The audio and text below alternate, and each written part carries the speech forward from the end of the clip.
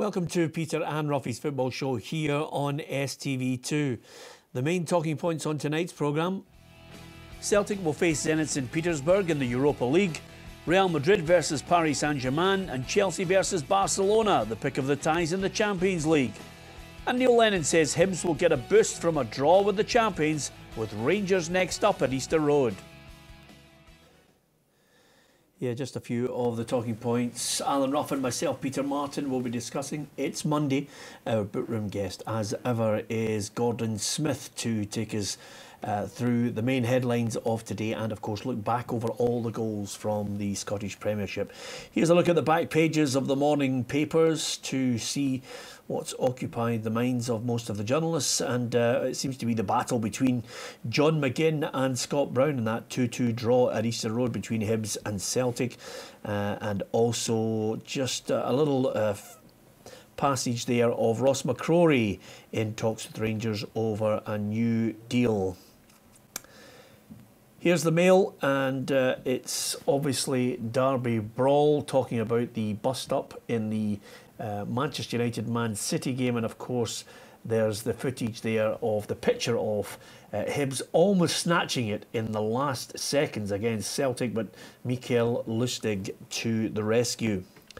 Here's the Courier, and again a picture there of Scott Sinclair, who scored 2 goals, and there's Billy King saying Shaba Laszlo's influence will pay off for Dundee United in the race to win the championship title. And the Press and Journal, again, Don's best is yet to come. That's Scott McKenna just mentioning there that there'll be more to come from Aberdeen now that everything is back on an even keel with Derek McInnes staying at Pittodrie. So that's the morning headlines.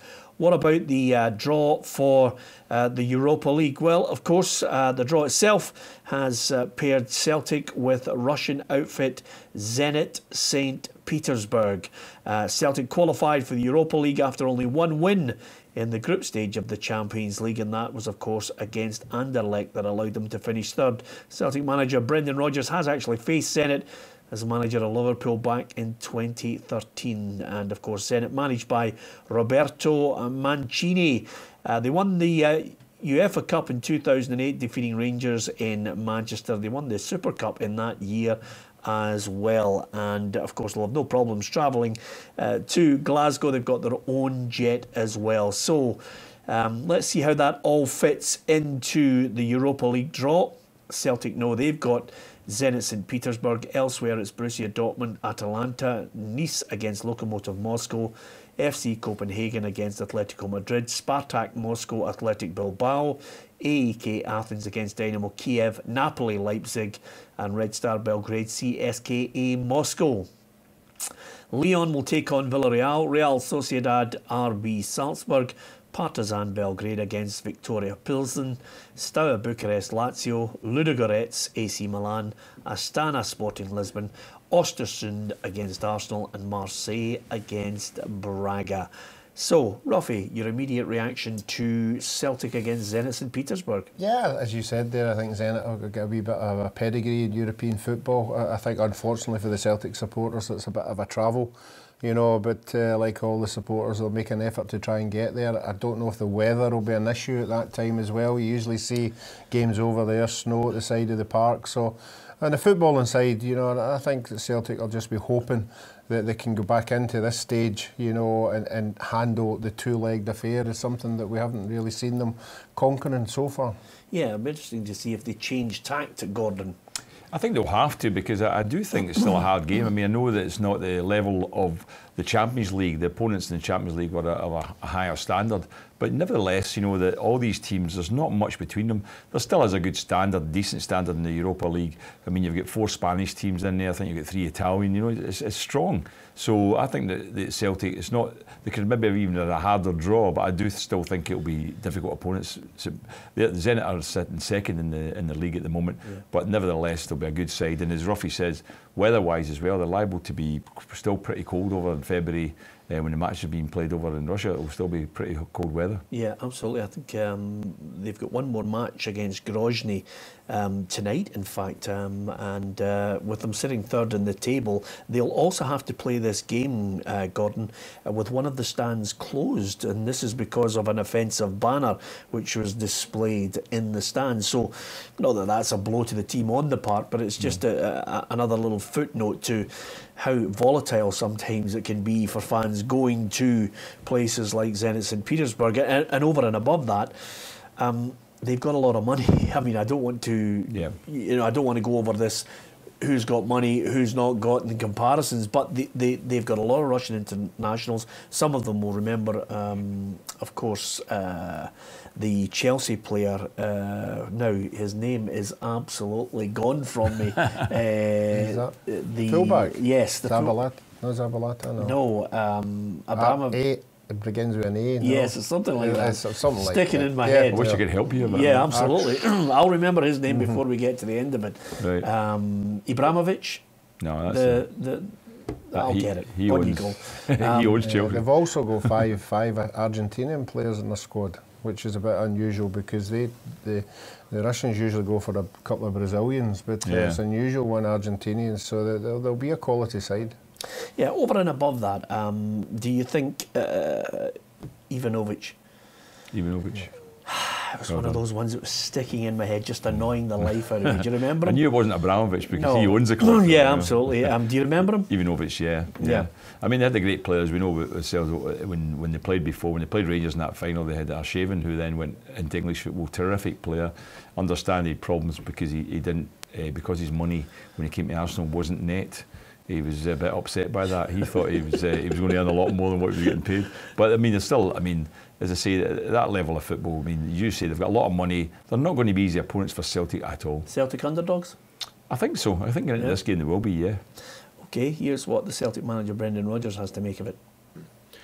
But no, my memories, it was a really good tie. So obviously we're delighted to be in the draw. It's a really exciting game for us. Beautiful cities in it, St. Petersburg. From my memory out there, so we'll really look forward to that when that game comes along, and it'll be nice to see Roberto Mancini again. I think they're doing okay in their league, so they've got a few experienced players out there. Branislav Ivanovic, I know from Chelsea's there, so they'll like ourselves be looking to get through, but as I said, it's a game that we'll really embrace and look forward to when it comes along in February. I should have let Brendan chat first. I don't remember that name, Ruffy, but nevertheless, 15th of February, first leg, second leg, 22nd of February. Yeah, I would have preferred the second leg at home. I always think that unless you get something at home, obviously, something you can hold on to, but unfortunately for Celtic at obviously the Champions League level, away from home, they haven't shown that they're capable of getting the result that they need. So it'll be a new thing for Celtic, but I'm sure Brendan Rodgers will come up with something. I think Celtic need to step up though from the performances that were in. Even they had a very good performance against a very underrated Anderlecht at the time. Anderlecht weren't going so well, and then Celtic won comfortably over there. But then the game a couple of weeks ago was very poor from Celtic's point of view, like getting well outplayed by Anderlecht. And Anderlecht lost at the weekend. Don't know if you saw that. Anderlecht lost 3-1 at the weekend there, so they're still not in great form yet. So Celtic will have to lift their game because this will be a tough match. They won't have a good run in this competition. I mean, it's still 32 teams left in it, and even if they get through this round, the next round is liable to be it could be a real top class side as well. So, but still, I mean, the main thing is to be there. Yeah, you never know. They might even add one or two players in the January transfer window who could be eligible. Well, what about the top flight, the Champions League draw? This is where it really does get tasty. Here's a look at how it all shaped up. Juventus Tottenham is a cracker. Basel against Man City. Porto Liverpool. Seville Manchester United. Real Madrid Paris Saint-Germain. Shakhtar Donetsk against Roma. Chelsea Barcelona. And Bayern Munich Besiktas. Two games standing out there, Ruffy. Your side could come a cropper here. Yeah, this is the big test. This is what we've been saying. We all know the quality they've got up front. We just need to know if this defence can be tested, and they were tested in Germany and failed miserably. So, I mean, I know Real Madrid aren't you know, firing all cylinders, a wee bit adrift for Barcelona. But it'll be a massive game. It'll be a fantastic game with the players that are on show. Yeah, Chelsea-Barcelona, it just throws up that image of Fernando Torres rounding the goalkeeper and finishing off Barca in the Nou Camp. Yeah, I mean, there's cracking games. I mean, there's only three. The Shakhtar, Benitez and probably Basel are the three teams who are, you know, at a high level. Yeah. They're we consider the smaller teams, but the other teams in it, you know, the other 13 in it, there are all huge clubs. So the big games, no matter, I think it looks a fantastic draw, to be honest with you, in terms of the match. I mean, I know Man City, my two ex-clubs are playing against each other, Basel, as we're all calling them nowadays, and Man City. But you'd have fancied that, you think with Man City's form just now, that's a good draw for them, I think. So after talking about all the European competition draws, we're going to switch our attention now, Ruffy, to the Premiership over the course of the weekend. Hibs against Celtic, Sunday afternoon, Easter Road. It had the makings of a cracker, but the first half was a damp squib. Boy, the second half really caught fire. Yeah, I think the first half, I think the only talking point was James Forrest through on goal and obviously missing the target.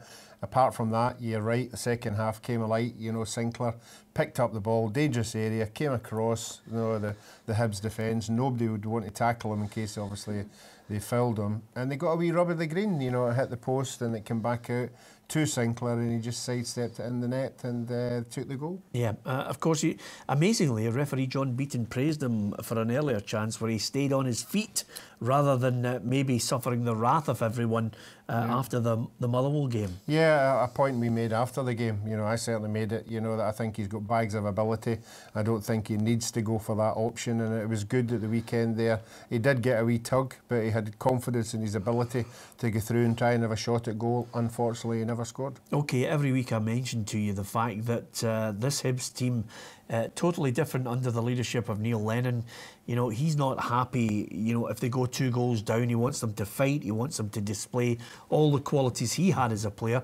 Sinclair scores the second with a little bit of a deflection that catches Marciano out. Hibs fans would normally be heading for the exits, no chance. No, you're right, you know, and I mean, I was in the main stand just above where Neil Lennon was, and he's actually playing the game. You know, he's actually directing the players where to go. You know, he's on top of everybody. You know, he's telling them, pulling them in here and from the sidelines, and the players are all listening to him. They're all taking it on board. And obviously, the first goal that Hibs give them that wee impetus to try and get the second one. Oh, the second one was a peach. I mean, Stokes is balled through.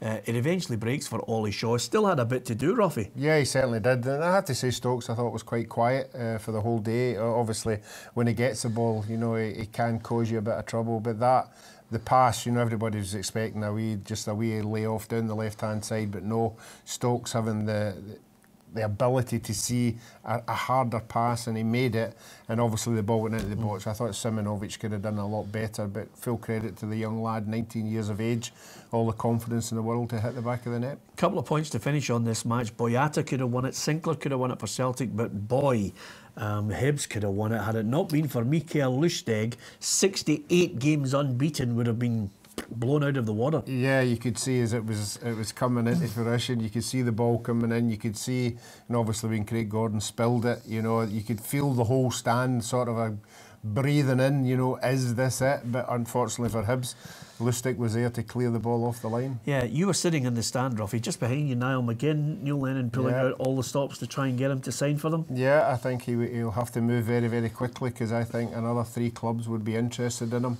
Obviously, if Neil's had the first shout, he'll know, you know, what to be expected, and it might just be a new thing in the horizon for him to go to a new club. And certainly I think that Hibs need more strike power anyway. I think Murray and Stokes just isn't enough if Neil wants that second place. Yeah, OK, what about Ibrox? I think quite a few people raised a few eyebrows when Ross County took the lead in that match, Craig Curran scoring the goal. But then, after the half-time team talk, the fight back, and Rangers in the end win it by 2-1. Yeah, they certainly did. You know, you could feel the sharp intake of breath when that ball hit the back of the net. In light of the 2 really good performances against Aberdeen, it was the same old frailty, ball into the box, nobody actually defending it well. But you're right, you know, Rangers are going to get chances at home.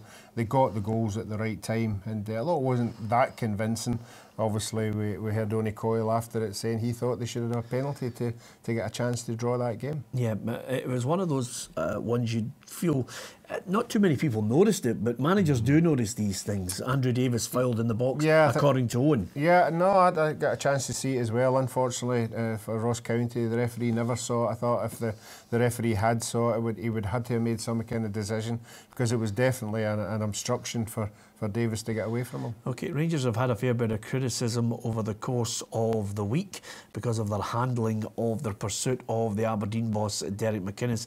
The players have been criticised as well over the last few weeks.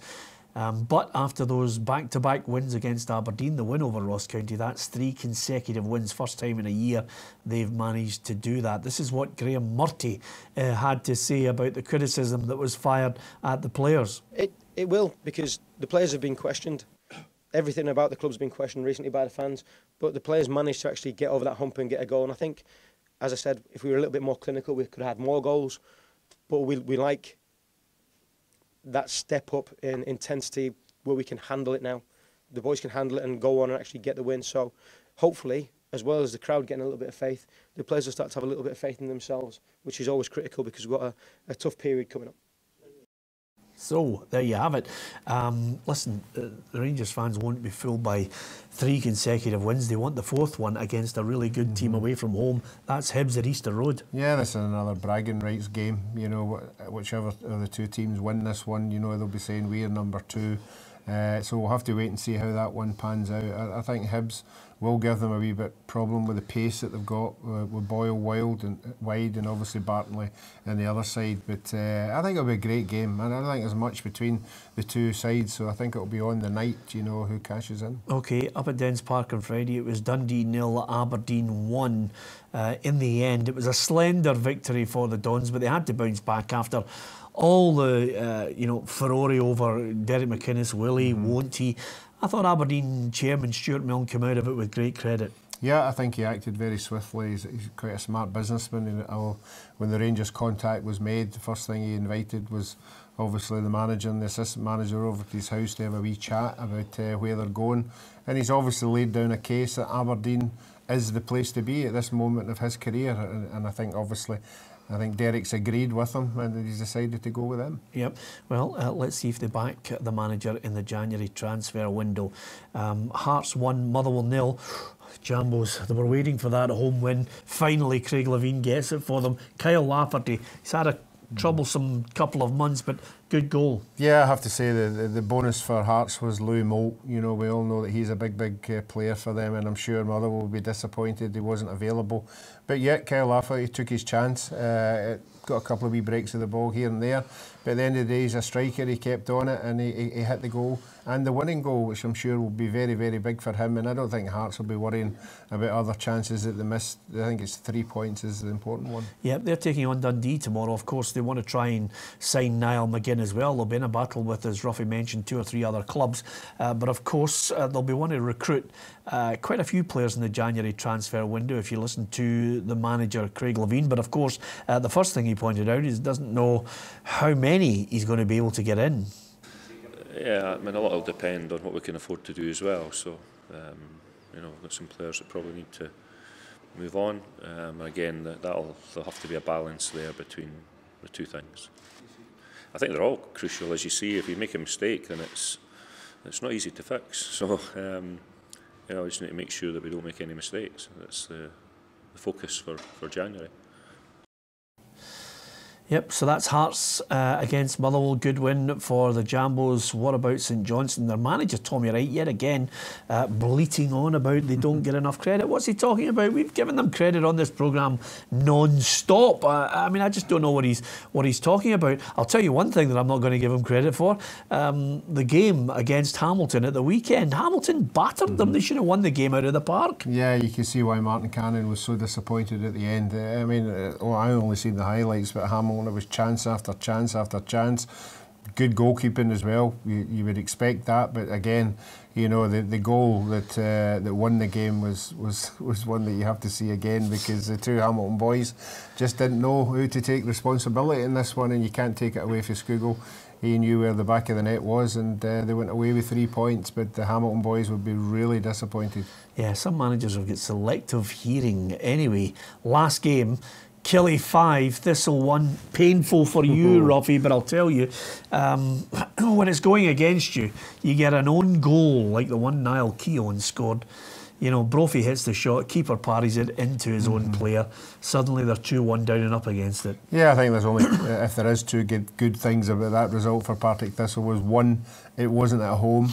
To get beat at 5-1 at home is a bad one, and Partick Thistle don't get turned over very often, so I would like to think that people would give Alan Archibald and the players a wee bit of breathing space. There are massive games coming up, and Alan will know exactly that he needs to start picking up points. I'll tell you who we're going to give credit to, Steve Clark, because he was able to get Yusuf Malumbu into the team. He got a standing ovation from the Killie fans, rightly so. He's got a wee bit of quality about him. He created a goal in the game as well. I think he could be a key player for them.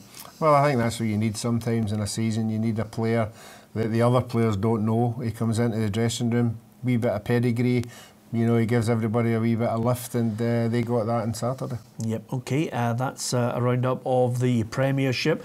Don't forget to join us on STV2, 7:30 every night, Monday to Friday. The main headlines, of course, the Europa League. Celtic will take on Zenit St Petersburg. The first of those matches, the 15th of February at home at Celtic Park. That's the Europa League draw. And for the Champions League, two mouth-watering games, Real Madrid against PSG and Chelsea against Barcelona to look forward to. Hope you enjoyed the programme.